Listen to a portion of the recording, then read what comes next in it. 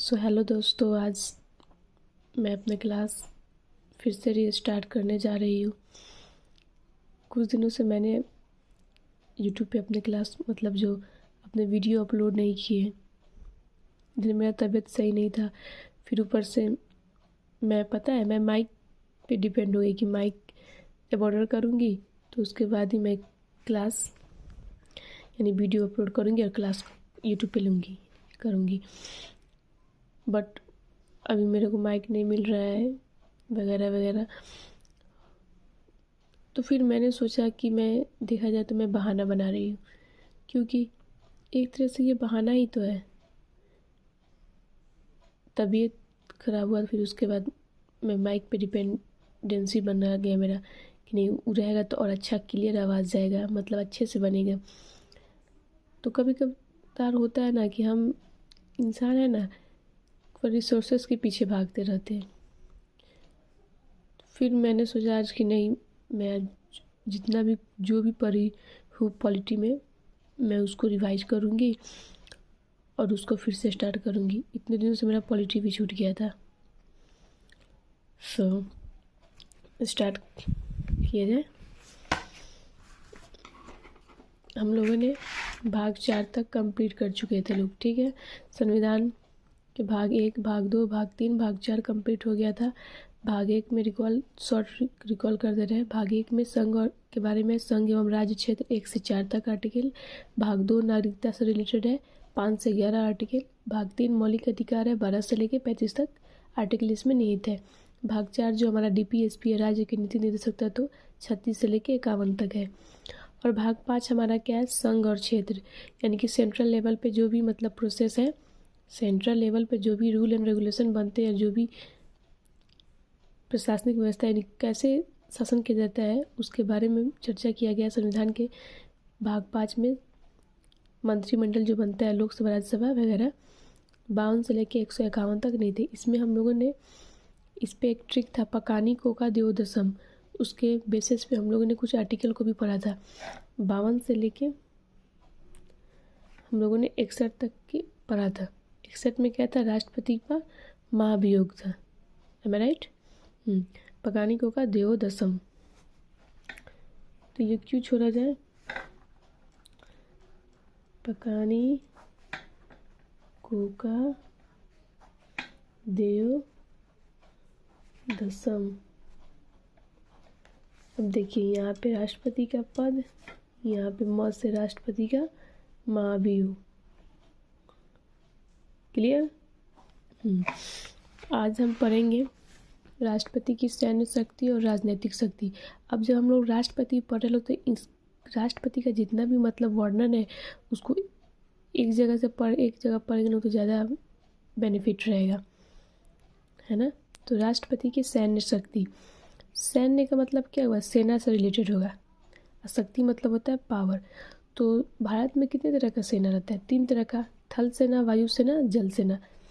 तो इस सब जो है, इस सब का प्रधान कौन है, जो होता है मेन, तो हमारे राष्ट्रपति होंगे। देखिए तीनों सेना का प्रधान कौन होगा, तो राष्ट्रपति, थल सेना जो आर्मी, वायु सेना नेवी, और जल सेना नहीं, ये हो जाएगा एयरफोर्स, ये नेवी और ये आर्मी। क्लियर? ये तीनों सेना का जो प्रधान होता है कौन होता है, राष्ट्रपति। अब राष्ट्रपति ही क्या करेंगे, अगर किसी देश से युद्ध लड़ना है तो राष्ट्रपति कमांड करेंगे, इन लोगों को बताएंगे युद्ध करने के लिए। अगर विराम करना है, पोस्टपोन करना है, तो राष्ट्रपति के ही घोषणा के अकॉर्डिंग ये लोग अपने एक्शन को करेंगे लोग। क्लियर? राष्ट्रपति का दूसरा क्या है, राजनीतिक शक्ति। हम अक्सर करंट अफेयर्स या कहीं भी न्यूज़ देखते लोग तो हम लोग सुनते हैं लोग कि भारत के एम्बेसी यानी कि भारत के जो एम्बेसडर है वो नेपाल या कहीं भी कोई अदर कंट्री में, जैसे कि सऊदी अरबिया, UAE, ब्राज़ील, यानी कि हर देश, देखिए सिंपल सा बात, हर देश अपना अपना एम्बेसडर दूसरे देशों में भेजता है लोग। तो वैसे ही भारत भी अपना एम्बेसडर भेजता है दूसरे देश में, और दूसरे देश से यानी अन्य देश के जो एम्बेसडर है, एम्बेसडर यानी कि राजदूत, वो भारत में आते हैं। तो ये जो राजनीतिक शक्ति है, डिप्लोमेसी जो पावर होता है, राजनीतिक शक्ति, तो ये भारत के राजदूत को कहाँ भेजता है, राष्ट्रपति विदेश में भेजते हैं। और विदेशी जो क्या है, एम्बेसडर है, उसे भारत में आने की अनुमति देते हैं। क्लियर। अब राष्ट्रपति के विशेषाधिकार के बारे में हम लोग पढ़ेंगे लोग। तो एक आपातकाल होता है, राष्ट्रपति के विशेषाधिकार में आपातकाल भी शामिल किया गया। आपातकाल क्या होता है? इमरजेंसी होता है, यानी कि अचानक देश पे क्या आ जाना, संकट पड़ जाना, उसे हम क्या कहते हैं? इमरजेंसी। तो इमरजेंसी आएगा तो उस टाइम देश कैसे रिएक्ट करेगा, उसके बारे में भी हमारे संविधान में वर्णन किया गया है। यानी कि हमारे संविधान निर्माताओं ने बहुत ही, कहा जाएगा ना, बहुत ही क्लैरिटी के साथ संविधान को बनाया है।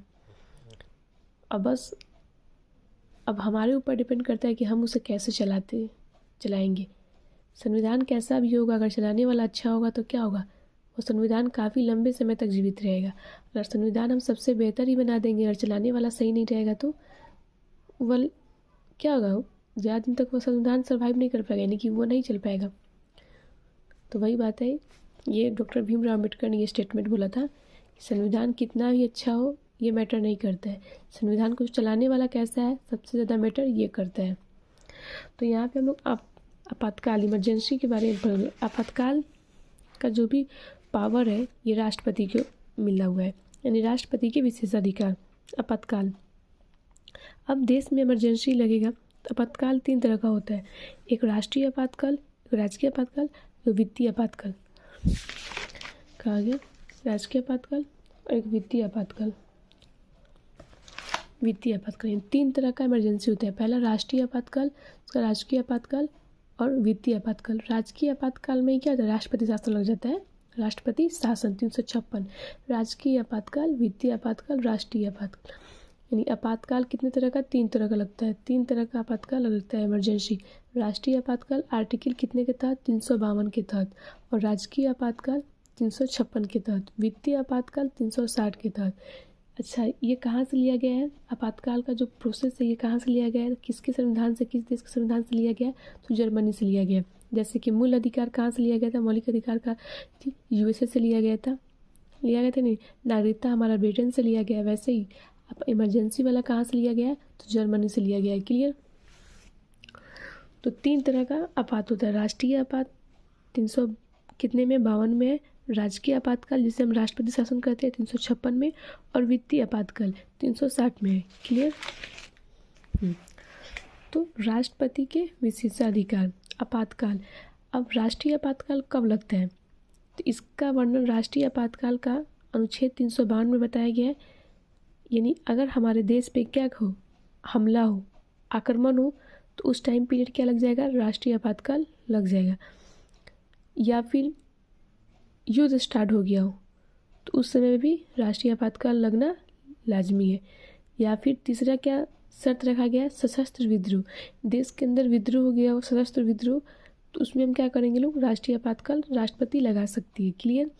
अब ये राष्ट्रपति लगाएगी तो कैसे लगाएगी, तो राष्ट्रपति जब लगाएगी ना तो सबसे पहले मंत्रिमंडल की लिखित भेज देगी, और मंत्रिमंडल की सिफारिश पे क्या करेगी, लगाएगी।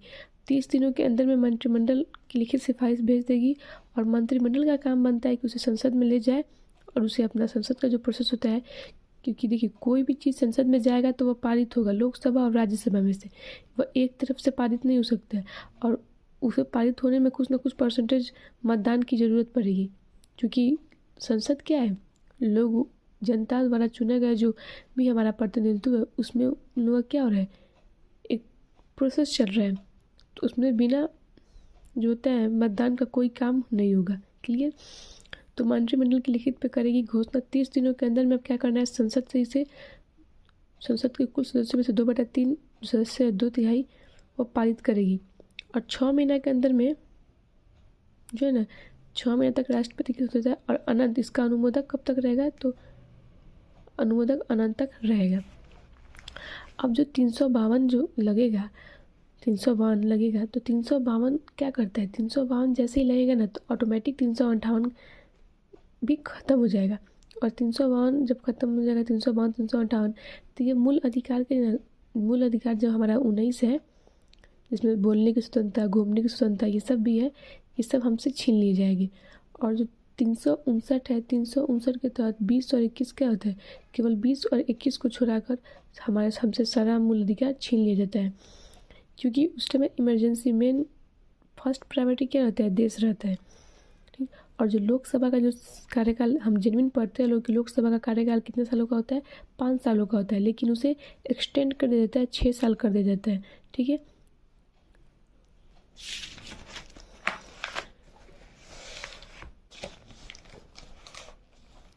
तो अब इसका प्रभाव क्या पड़ता है, यानी कि राष्ट्रीय आपातकाल लगता है तो उसका प्रभाव क्या पड़ता है। तो सबसे पहले तो भाग 3 का जो मूल अधिकार है वो पूरा प्रभावित होता है, और 352 और 58 के तहत क्या होता है, 19 को भी क्या होता है, 19 भी हम लोग से छीन लेता है, लेकिन 20 और 21 बचा रहता है। लोकसभा का जो 5 साल का कार्यकाल होता है 6 वर्ष के लिए बढ़ा दिया जाता है। और राज्य सूची, यानी कि अगर किसी राज्य सूची पे कानून बनाना है तो उसे 1 साल के अंदर संसद बना सकती है। अब ये कब कब लगा है, यानी कि हमारे देश में अगर राष्ट्रीय आपातकाल लगा भी है कि नहीं अभी तक, स्वतंत्रता से लेकर अभी तक, यानी कि हमारा देश आज़ाद हुआ 1947 में, 1947 से लेकर 2025 तक। तो हाँ, ये बिल्कुल लगा है, 3 टाइम लगा हुआ है। 1962 में कब लगा था, तो चाइना से जब भारत का वॉर हो रहा था उसी के बीच में कब लगा था, 1962 में राष्ट्रीय आपातकाल, जो 352 में निहित है, लग गया। 1965 में क्या हुआ, पाकिस्तान और भारत का युद्ध हो रहा था, उस टाइम पीरियड में भी क्या हुआ था, तो हमारा आपातकाल ये लगा हुआ था। 1971 में जब ये क्या हो गया, अल्हम्दुलिल्लाह तबीयत थोड़ा सही नहीं है। तो 1971 में क्या हुआ था, जो बांग्लादेश पे जो संकट आया था, तो उस पर भी क्या होता, उस टाइम पीरियड में भी राष्ट्रीय आपातकाल लगा हुआ था। क्लियर। अब आता है हमारा राजकीय आपातकाल। राजकीय आपातकाल जो है, तो राजकीय आपातकाल ये स्टेट से रिलेटेड है, इसे हम राष्ट्रपति शासन भी कहते हैं। क्लियर। तो राजकीय आपातकाल का वर्णन किसमें, 356 में, जबकि 352 में क्या है, राष्ट्रीय आपातकाल, और 356 में हमारा राजकीय आपातकाल है। क्लियर। अब 355 में क्या कहा गया है कि अगर स्टेट संविधान के अनुरूप, यानी कि संविधान के अकॉर्डिंग शासन नहीं कर रही है, यानी कि वहाँ पे बहुमत नहीं है, संविधान के अकॉर्डिंग का मतलब बहुमत से ही सरकार बनेगी, बिना बहुमत की सरकार नहीं बन सकती है और ना ही वह शासन कर सकती है। तो अगर बहुमत नहीं रहेगी तो क्या होगा, शासन नहीं चलेगा, शासन डगमगा जाएगा, क्योंकि संविधान के अनुरूप चल रहा है। तब क्या होगा, तब उस राज्य में क्या होगा, राष्ट्रपति शासन लगेगा, यानी राजकीय आपातकाल। 2019 के टाइम पीरियड में क्या हुआ था, जम्मू कश्मीर में राष्ट्रपति शासन लगा हुआ था, उसी के टाइम पीरियड में अब जब राष्ट्रपति शासन लग जाता है तो वहाँ पे कानून बनाने का भी अधिकार होता है। तो उसी प्रोसेस में ना, जो नरेंद्र मोदी के द्वारा क्या बनाया गया था, तो जम्मू कश्मीर 371 जो आर्टिकल था उसमें कुछ कोई जो प्रावधान था उसे हटाया गया था। ठीक है। तो राजकीय आपातकाल यानी कि राष्ट्रपति शासन 356 में है। 355 और 365 ये 2 आर्टिकल हमें याद रखना है। 355 क्या कर रहा है, अगर राज्य संविधान के अनुरूप काम नहीं कर रहा है तो वहाँ पे क्या लग जाएगा, राष्ट्रपति शासन लग जाएगा।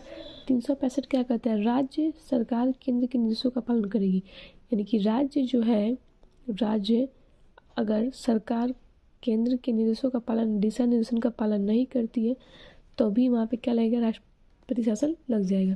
अब लागू कौन करता है, तो राष्ट्रपति लागू करता है। ऑब्वियस सी बात है कि जो आपातकाल है इसमें ज़्यादा मेन लीडर की तरफ कौन है, राष्ट्रपति है। तो कोई भी आपातकाल की लागू कौन करेगा, राष्ट्रपति। लेकिन सिफारिश मंत्रिमंडल। अब मंत्रिमंडल क्यों, क्योंकि मंत्रिमंडल प्रधानमंत्री का जो बनता है तो वो अपना क्या बनता है, कैबिनेट बनाता है, कैबिनेट कमीशन बनाता है, मंत्रिमंडल बनाता है जिसमें बहुत अलग अलग तरह के मंत्री रहते हैं। तो उन्हीं की सिफारिश पे उनको सिफारिश करेगा, हो जाएगा। सूचना, अब सूचना कौन देगा, तो राज्यपाल, यानी कि जिस राज्य में आपातकाल लगाया जा रहा है तो वहाँ का राज्यपाल सूचना देगा। अनुमोदक, यानी संसद को 60 दिनों तक का अनुमोदक दिया जाता है कि आप कर सकते हैं। एक बेटा तो 6 महीना से 3 साल, यानी कि 6 महीना से लेकर 3 साल तक इसका टाइम पीरियड है। और संसद उस राज्य के लिए कानून बना सकती है। जब ये इमरजेंसी का प्रोसेस रहेगा तो उस टाइम पे संसद कानून बना देगी। ये संसद को क्या है, अधिकार दिया गया है। क्लियर। अब हमारा एक बचा वित्तीय आपातकाल, तो वित्तीय आपातकाल वाला हम कल देख लेंगे। आज हम लोगों ने राष्ट्रीय आपातकाल और राजकीय आपातकाल देखा। आई होप आप लोगों को समझ में आया होगा।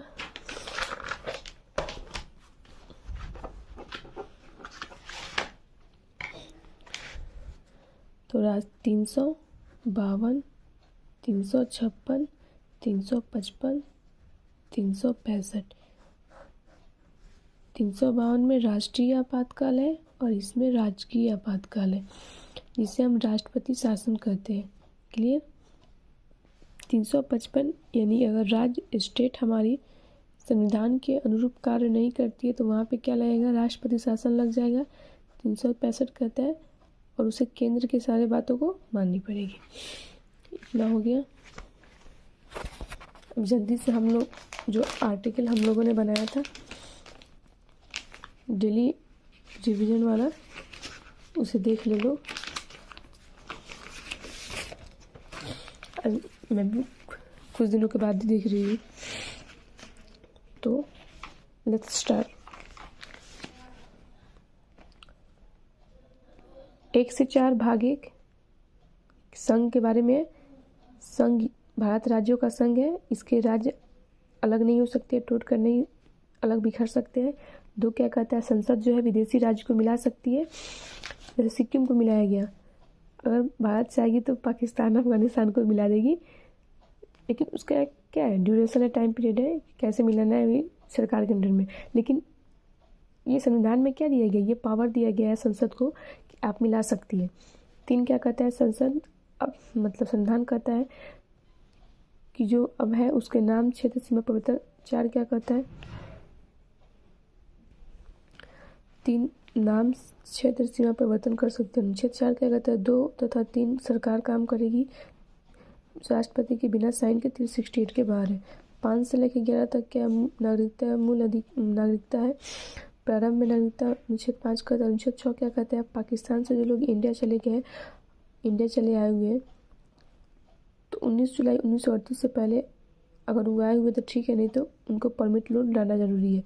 अनुच्छेद 7 क्या कहता है, इंडिया से जो लोग पाकिस्तान गए फिर पाकिस्तान से इंडिया आए तो 1 मार्च 1947। अनुच्छेद 8 क्या कहता है, विदेश, जो लोग भारत से विदेश में गए हैं शिक्षा, विवाह या घूमने, शिक्षा प्राप्त करने या विवाह कर लिए या घूम रहे हैं, ठीक है। लेकिन अनुच्छेद 9 कहता है, अगर आप वहाँ की नागरिकता लेते हैं तो यहाँ की नागरिकता आपकी समाप्त हो जाएगी। अनुच्छेद 10 कहता है, नागरिकता बनी रहेगी। और अनुच्छेद 11 कहता है, नागरिकता संबंधित जो भी कार्य होगा गृह मंत्री करेगी। 12 से लेकर 35 तक किसमें है, तो मूल अधिकार में। 12 में क्या कहेगा, राज्य की परिभाषा। 13 में अल्पीकरण। 14 में है समता का अधिकार, विधि के समक्ष समानता और संरक्षण। अनुच्छेद 15 क्या कहता है, जाति, धर्म, लिंग, जन्म स्थान में भेदभाव नहीं होगा। अनुच्छेद 16 क्या कहता है, लोक नियोजन में समानता। 17 में क्या कहा गया, अस्पृश्यता का अंत। अनुच्छेद 18 क्या कहता है, उपाधियों का अंत।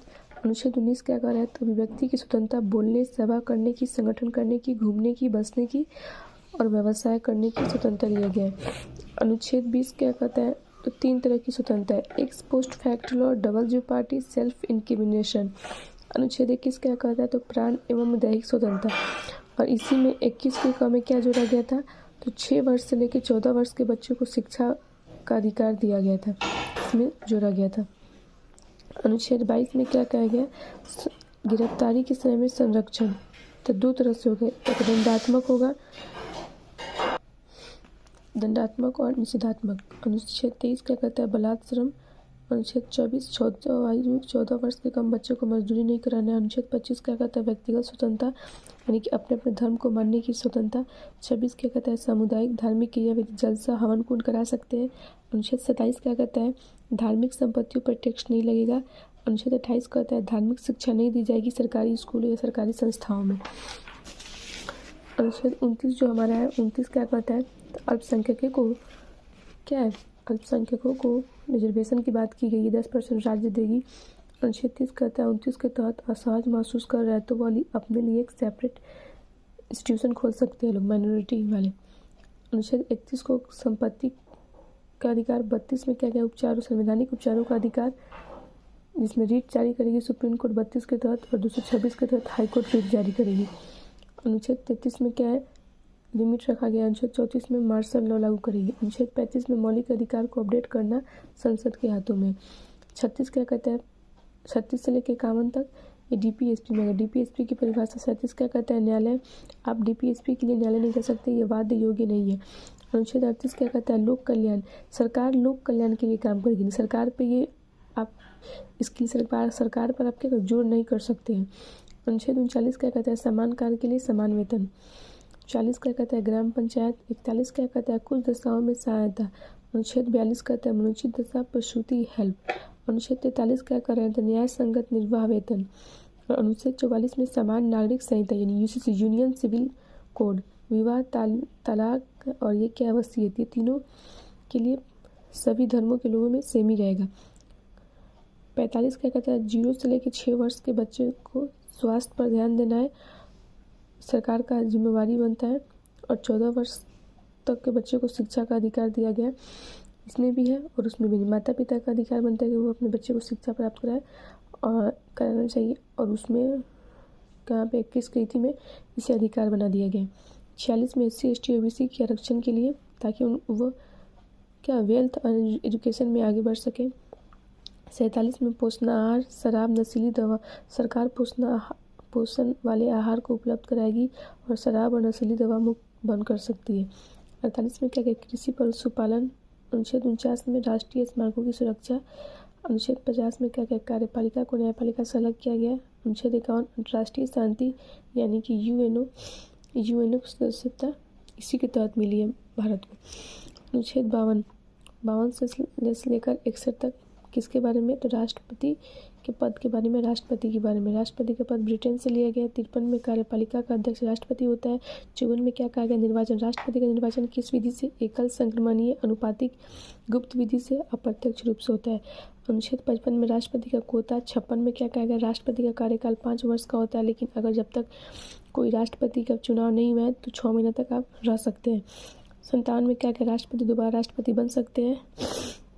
58 में क्या कहेगा? राष्ट्रपति बनने की योग्यता भारत के नागरिक होनी चाहिए 35 वर्ष की।